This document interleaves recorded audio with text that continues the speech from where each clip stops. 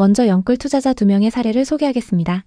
A씨는 몇 년 전 서울과 수도권 아파트 가격이 급등할 때 이를 기회로 삼아 영끌을 하기로 결심했습니다. A씨는 자신이 가진 돈을 모두 합쳐 대출을 받았고 결국 서울 아파트를 무리해서 구매하게 되었습니다. 그 당시 아파트 가격이 계속 오를 것이라 믿었기 때문입니다. 하지만 예상과 달리 부동산 시장이 갑자기 침체되었고 집값이 하락하기 시작했습니다.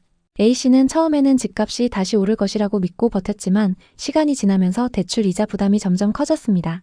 결국 생활비를 줄이거나 다른 곳에서 돈을 빌려야 할 정도로 재정적 어려움을 겪게 되었습니다. 결국 A씨는 아파트를 팔기로 결심했지만 이미 집값은 하락한 상태여서 손실을 입을 수밖에 없었습니다. 이렇게 영끌로 투자한 아파트가 오히려 A씨에게 큰 경제적 부담을 안겨주었습니다. 또 다른 투자자의 사례를 살펴보겠습니다. B씨는 몇 년 전 지방의 소형 아파트를 여러 채 구입한 투자자입니다.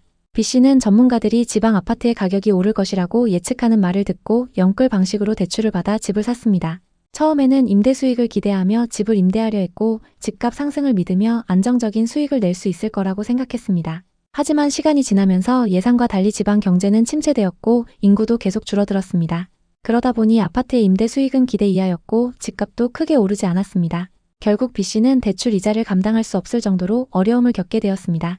B씨는 일부 아파트를 매도하여 대출금을 갚으려고 했지만 지방의 아파트를 팔기는 쉽지 않았습니다. 이렇게 영끌로 지방 아파트에 투자한 B씨도 예상치 못한 상황에서 큰 부담을 안게 되었고 결국 손해를 보게 되었습니다. 위 두 사례에서 알 수 있듯이 영끌에서 부동산에 투자하는 것은 큰 위험을 동반할 수 있습니다. 대출을 최대한 활용하여 투자하면 집값이 오르지 않거나 하락할 경우 그만큼 손실이 커질 수밖에 없습니다. 부동산뿐만 아니라 최근 점심 한 끼의 비용이 10,000원을 넘는 경우가 많아지면서 사람들의 식비 부담이 커지고 있습니다. 이런 상황에서 많은 사람들이 더 이상 외식을 자주 하지 못하고 식비를 절약하기 위해 다양한 방법을 찾고 있습니다. 특히 직장인들은 구내식당에서 점심을 해결하는 경우가 많은데 구내식당에서 제공하는 식사는 보통 7,000원 정도로 저렴한 편입니다. 그래서 많은 직원들이 구내식당을 이용해 점심을 해결하지만 이마저도 매일 사 먹는 것이 점점 부담스러워지고 있습니다. 최근 몇 년 사이 월평균 식비가 계속해서 증가해 왔습니다. 2020년에는 월평균 식비가 약 70만 원대였으나 지난해에는 그 금액이 80만 원을 넘었습니다. 특히 소득이 낮은 사람들은 5년 사이에 식비 부담이 40% 가까이 증가한 것으로 나타났습니다. 또한 냉면이나 비빔밥 같은 간단한 음식도 10,000원을 넘는 경우가 많고 삼계탕 같은 음식을 먹으려면 15,000원 이상의 비용이 들어 점심 한 끼를 10,000원으로 해결하는 것조차 어려운 상황이 되어버렸습니다. 자영업자들 또한 물가 상승과 경기 불황의 영향을 크게 받고 있습니다. 많은 식당들이 가격을 올리기 힘든 상황에서 원재료, 인건비, 임차료 등 다양한 비용이 계속해서 상승하고 있습니다.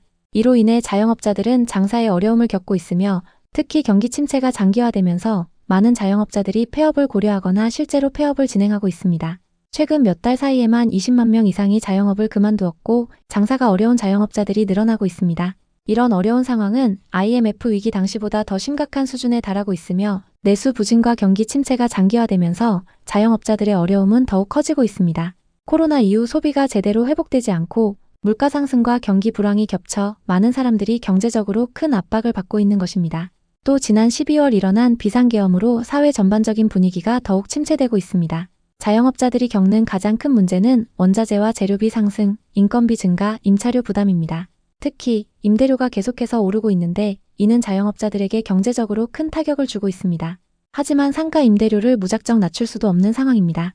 대부분 대출로 상가를 분양받은 사람들이 이자를 감당하기도 어려운 상황이기 때문입니다. 식당의 재료비는 계속해서 상승하고 있지만 가게를 운영하는 사람들은 가격을 쉽게 올릴 수 없는 상황입니다.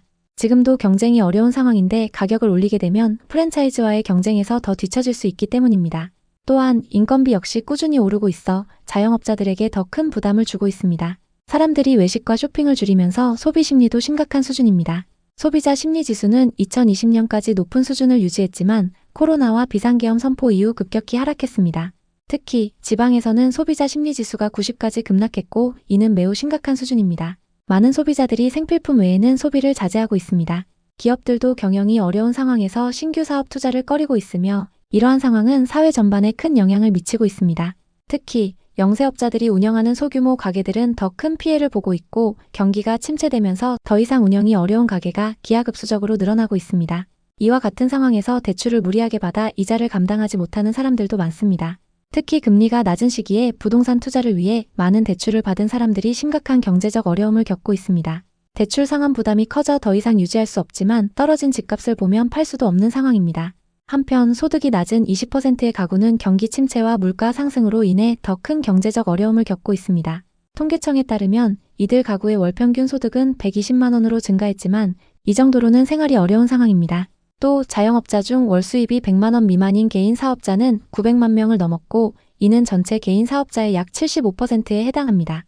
2019년에는 월 수입이 100만 원 미만인 자영업자가 610만 명이었지만 4년 만에 300만 명 이상이 증가한 것입니다. 이런 변화는 경기가 나빠지고 소득 불균형이 심화되면서 더 큰 문제가 되고 있습니다.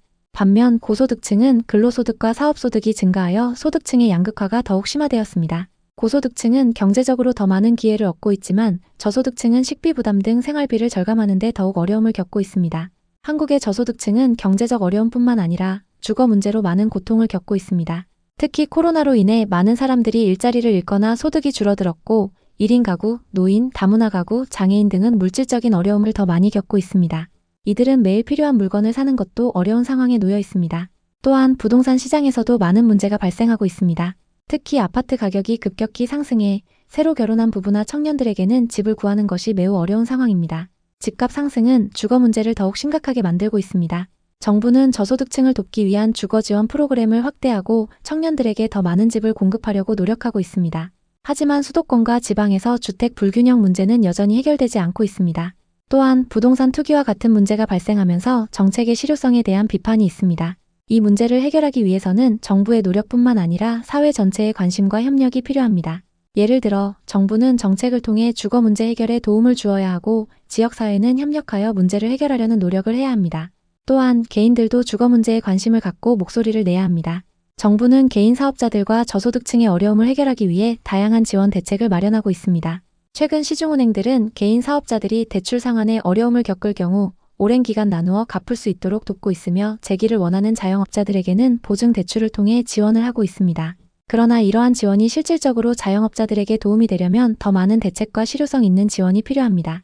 현재의 경제적 어려움을 해결하기 위해서는 정부의 적극적인 경제정책과 신속한 재정 지원이 절실히 필요합니다. 특히 저소득층과 자영업자들을 위한 더 많은 지원책이 마련되어야 합니다.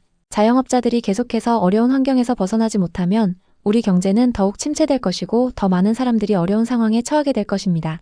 점심 한 끼의 비용이 10,000원을 넘는 현실과 직장인, 개인 사업자들의 경제 상황은 더욱 심각해지고 있습니다. 소비자와 기업의 심리 위축은 경제 전반에 나쁜 영향을 미치며 저소득층은 생계를 유지하는 데 큰 어려움을 겪고 있습니다. 이러한 문제를 해결하기 위해서는 정부의 빠른 대응과 경제 정책이 필요하며 이를 통해 경제 회복을 위한 발판을 마련해야 합니다. 경제적 어려움은 누구에게나 영향을 미치지만 특히 취약계층과 자영업자들에게 더 큰 타격을 주고 있습니다. 사회 전반의 협력이 필요한 시점입니다. 현재 어려운 상황에 처한 분들에게 힘이 되었으면 좋겠습니다. 오늘 영상 봐주셔서 감사합니다. 항상 응원하겠습니다. 영상이 도움이 되셨다면 구독과 좋아요 부탁드립니다. 감사합니다.